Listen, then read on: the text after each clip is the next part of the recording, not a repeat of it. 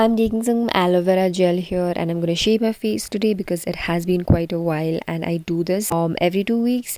So always use your lubricant, and I'm using this eraser and I'm going to shave my face. This gets rid of all the peach fuzz, all the dirt, and your skin will feel very smooth and very different. For skin to look good with and without makeup, skincare plays a very important role. So I've been using these products from Foxtale for over a month. First, I have the Foxtale Daily Dual Hydrating Cleanser. This one is the 2-in-1 cleanser. This has been my go-to cleanser. It's so gentle on the skin and it's non-stripping. It has a gel-based formula and it is meant for all skin types. This one emulsifies to remove your makeup, and this also contains red algae extract and sodium hyaluronate, which is humectant derived from hyaluronic acid. It also contains amino acids and coconut-derived surfactants. I am going to follow it up with a very important step, that is sunscreen, and I am using the Foxtale Cover Up Dewy Sunscreen. This sunscreen is formulated with niacinamide plus provitamin B5 and vitamin E, which helps in fighting hyperpigmentation while also making sure your skin is protected from the UVA and UVB rays. This keeps my skin moisturized while giving it a very dewy finish, and it has zero white cast. I will be linking these products in the description box below, and you can also use my code which is on the screen for a flat 15% off on the Foxtale website. After waiting up for about 10 minutes for the skincare products to sink into the skin, we'll be moving to hair. So I'm very bad at doing my hair, but I wanted to show you regardless. I am going to be doing a middle partition. I'm going to brush all of my hair first. I will be pulling all of my hair back in a sleek ponytail so that it looks clean and nice. And then using a black rubber tie, I'm going to tie my hair. Then you can use some aloe vera gel or hairspray to keep those baby hairs out of the way. And then we're going to be finally moving on to makeup. So I am going to not use any foundation and keep my base very light, since it's an everyday kind of a makeup look. I will be using two concealers. The first one is a shade darker than my skin tone. On camera it must not be showing, but this concealer is a little bit darker than my skin tone. So what this will do is, this will do the job of a color corrector.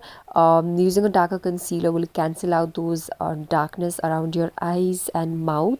Now these are my areas where I have some darkness or some pigmentation. You can use according to what you have. Blend this with a concealer brush and then or a beauty blender, whatever you prefer. You can use anything while blending this, and I'm just going to blend it into my skin really well.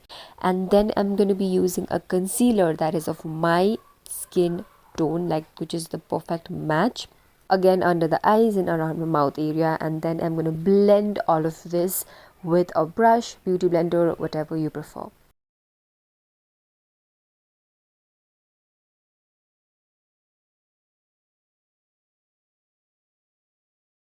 Okay, we will be using a lip and cheek tint first before using any other base product, because this will give a very nice flush of color to the cheeks, and it is going to look like it's coming from within. 3 dots on my cheekbones and then blending it out with my fingers on right there.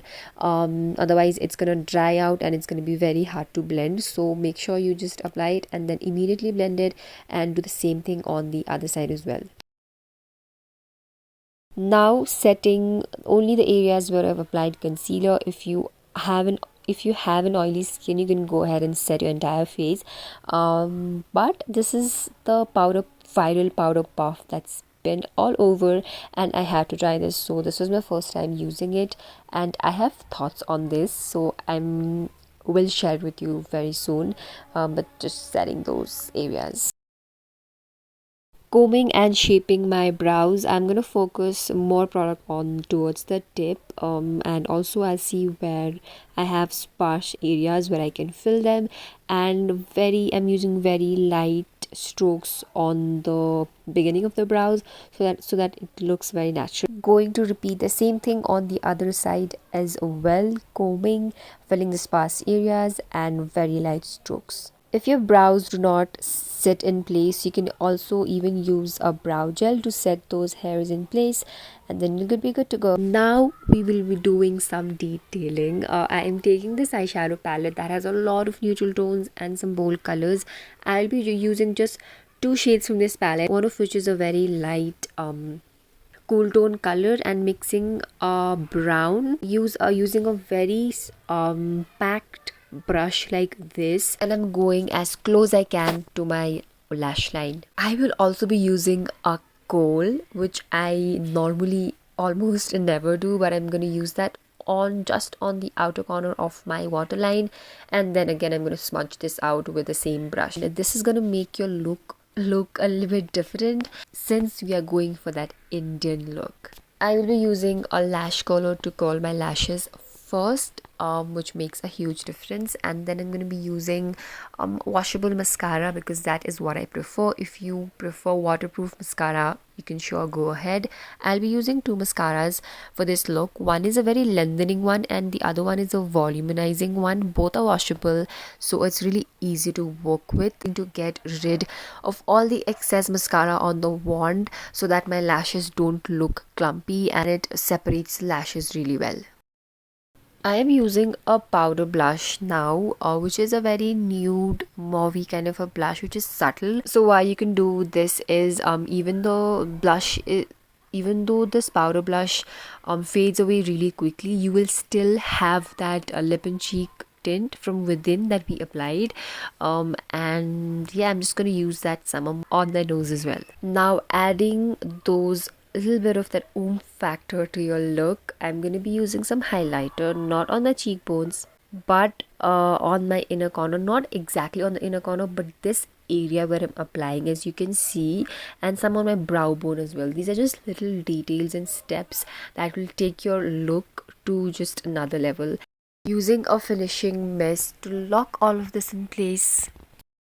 Finally, for the lips, I am going for a glossy pink nude lip combo. So I'm going to be using a lip liner first. I'm outlining my lips with this Insight lip liner, which is so creamy, and it's actually very creamy, too creamy. And then I'm going to be using a little bit of a darker pink shade so that on the center of my lips, so that the centers look a little bit pinky, and then I'm going to top it off with a gloss. This is by Faye. This is in the shade Sizzling, and this also keeps my lips really moisturized and hydrated even after it wears off. I'm adding these earrings. I feel like these just add so much to your entire look. And then I'm gonna be taking out some hair strands to like frame my face, and then I'm using a straightener to straighten those a little bit so that it looks a little bit put together. And yeah, oh, I just also used some bobby pins, hairpins, to secure all of those all of the other strands that was coming off. And with that, I complete this entire makeup look. This look is long lasting, it's wearable, and this is exactly how it looks in real life. Easy to create and just enhancing your natural features.